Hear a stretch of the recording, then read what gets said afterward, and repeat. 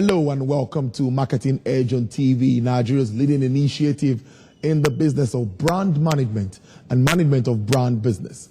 A 30-minute show that features brand news, brand in focus, industry interviews, all in the mix to promote the brand idea home and abroad. Welcome.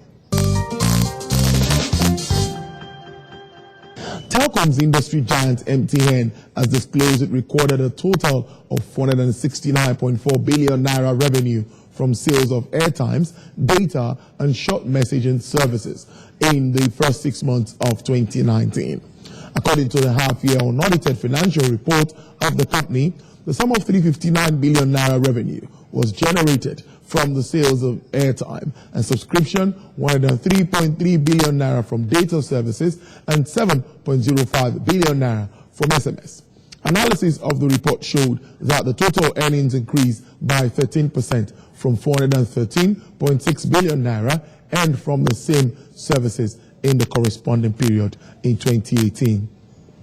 Commenting on the results, the Chief Executive Officer, MTN Nigeria, Fred Moman, said the listing of the company on the Nigerian market provides our local investors with an opportunity to participate in and benefit from the company's growth prospects.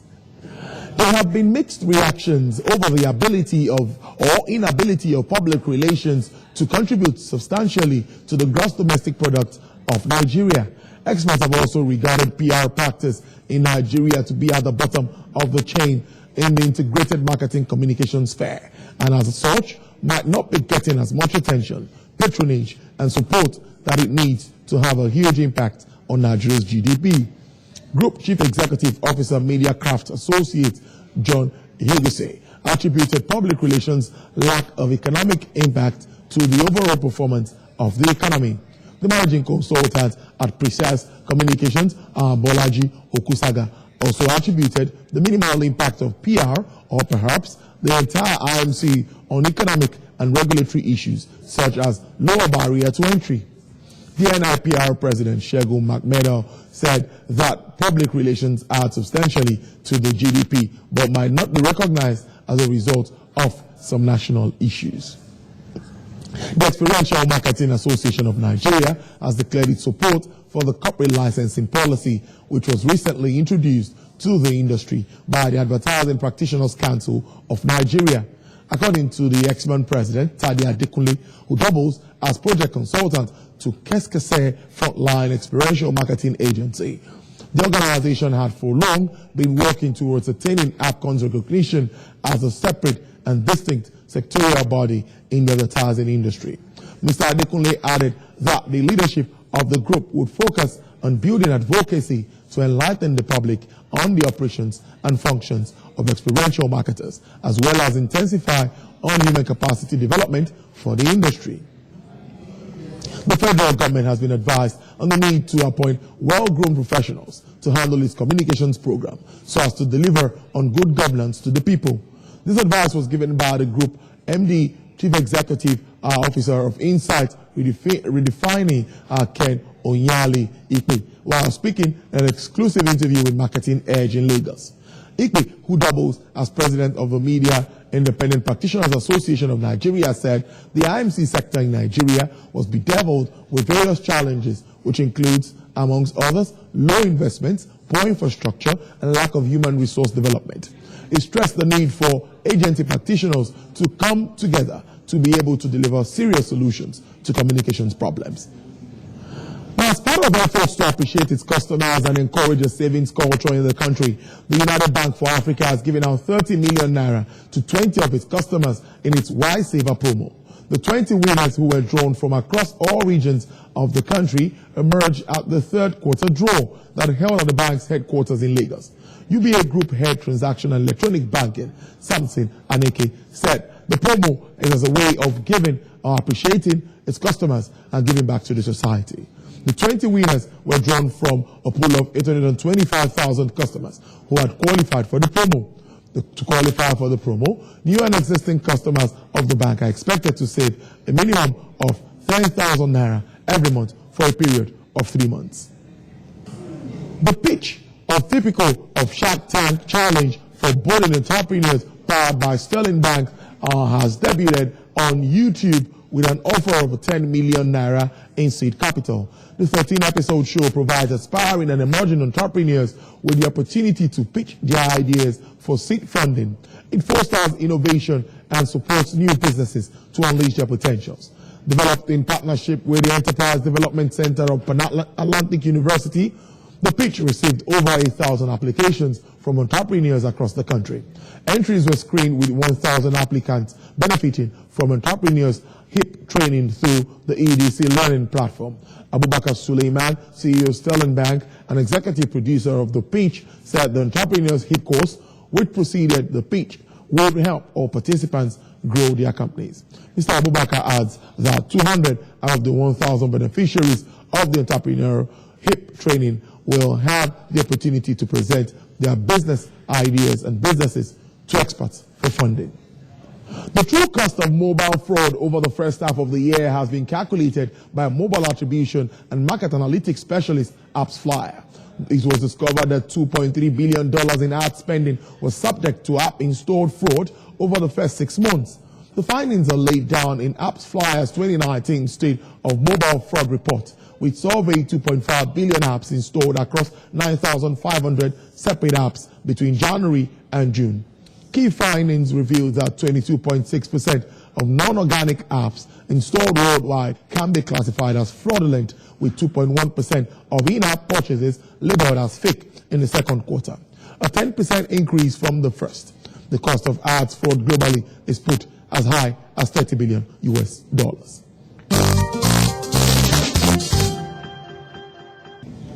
Amongst the controversy generated by federal government's proposed forex restrictions on milk importation to Nigeria, experts in the integrated marketing communication sector have also weighed in the matter with a view to assessing the possible impact of the ban on their industry. While the federal government has argued that the move was a necessary step to save the economy's capital flight and also protect the local dairy industry from losing businesses to their foreign counterparts, industry players are of different views. According to the Central Bank of Nigeria's governor, Godwin Emefiele, between $1.2 and $1.5 billion spent yearly to import milk into the country. One of the sectors that have closely monitored the debate has been the integrated marketers communication sector. The interest of IMC players in the issue is understandable because the dairy industry is responsible for billions of marketing and advertising spend on an annual basis. The affairs are not unfounded because Fry's Land Campania, Wamco, a top dairy manufacturer in Nigeria, is reported to budget over 3 billion naira for media advertising purpose alone. Ditto for Promisador, Nigeria's renowned for its aggressive merchandising cowbell milk, remains a trailblazer in the bottom of the pyramid milk revolution in Nigeria. Other big spenders in the dairy sector are Arla Foods, makers of Arla Milk, and Chi Limited, and makers of Hollandia Milk. Speaking on the issue, Chief Executive Officer of Town Criers, Kayode Olageshin, said the ban, though desirable, will have an adverse effect on both the consumers and the local economy if streamrolled. Now, according to him, the CBN ought to work closely with local consumers to first scale up production before embarking on the ban. In all, many industry analysts hold that the CBN is for the opportune time trying to use monetary policy to solve fiscal problems when it has not strengthened the local capacity.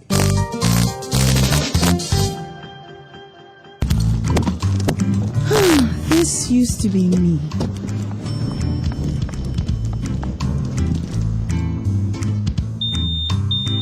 But that was before I got the perfect bag. It's handy and easy to use. All I need in one compact space, just like my MTN Extra Value plan. I used to get one plan for my calls and then try to remember which data plan worked for me. Roaming was a totally different ballgame. Not anymore. I've got the MTN Extra Value all-in-one plan. If you're a data buff like me, you get extra data with some talk time. And if you like to make calls, you get extra talk time with some data. And when I'm abroad, I automatically browse, chat, and call right on the same plan. MTN Extra Value was made just for me. More of data or calls, whichever one you prefer. MTN Extra Value is made just for you.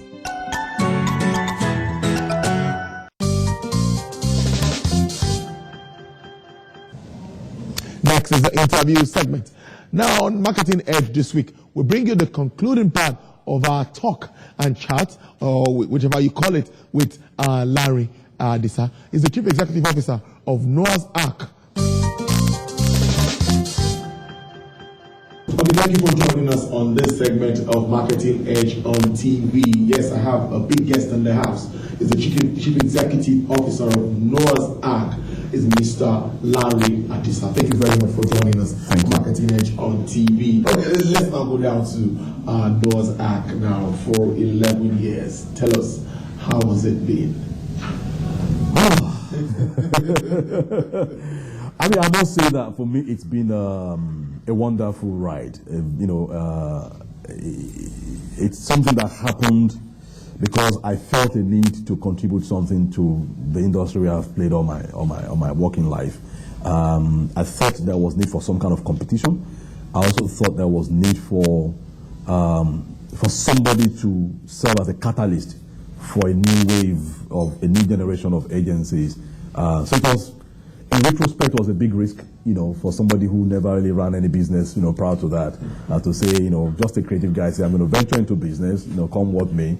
And but good thing was I didn't see the risk back then. I was so much deep into the dream of doing something, contributing something, to make a difference. And I'm happy for that. So I was having fun, doing what I was doing. And I'm glad to see now, 11 years down the line, what has changed in that period of time for us as an industry, first and foremost, and also for us as an agency in terms of what we've been able to do. So it's been if I had that dream and I didn't pursue it, and this is 11 years down the line, I'll regret not doing it now. Wow, I know a lot has been achieved, but to what extent would you say you really achieved your aims and aspirations? First and foremost, our vision was very simple. The vision was that we wanted to be in the league of the most successful brand builders out of Africa. And right from day one, that had always driven everything that we did. Even if there were people who were naysayers and thought, hey, whatever we're doing, was not as important as other things that we met people doing. But fortunately, in the course of time, we infected, our industry positively, so to say. So the vision has always been that, and it still remains that with all sense of modesty, that if you talk about people who are respected for building brands on the continent today, we will be, in our own, little way, be one of them. And it was very simple also for me to see why that was important. Prior to now, everything to do with Africa had always been about Southern Africa, South Africa in particular. At some point, a bit of Northern Africa, North Africa with Egypt and Tunisia and the rest of them. East Africa also was quite, respectable in its own right. West Africa was almost neither here nor there, and we've had advertising here since the days of Linters, almost 90 years ago. So I thought there was need for us to join that conversation and be part of it. And today I'm happy. Nigerian agencies are seen around the world, including, some things we pioneered. We were the first to get into the Lotus archive, for instance. I was the first. Well, we've not won a Cannes Lions yet, but the closest to a Cannes Lion was getting the national diploma from Cannes, which we got, for one of our clients, Indomie, way back then. We've been, Agency of the Year at Crystal. I've been fortunate also to be the first Nigerian to serve on the Cannes Lion jury. I'm judging the lorries in South Africa sometime this year in August. So, we see that happening with a couple of other people who have done almost the same in one way or the other. So, we can't say it's the same industry as it was back then. And I'm happy to say that as an agency, we have played a pioneer role in all of those things. But that's as regards the industry. As regards the clients that we serve, I think that's the most important thing. Our mission statement says that we're an extension of our client's business. So we don't just see ourselves as here to create ads and go away and feel good. It must have an impact on what you do. And that's always been the story of Noah's Ark. Think back to where we started in 2008. The lack of your Indomie and all the things that we did for Indomie that really were, category defining and, really, boosting brand relevance and profitability. Down to where we are today, we feel very proud about what we've done for the like of Airtel. People keep talking about the transformation of Airtel from what it used to be to where it is today. It's the power of the idea and working with good partners to make that happen. So that makes us, we feel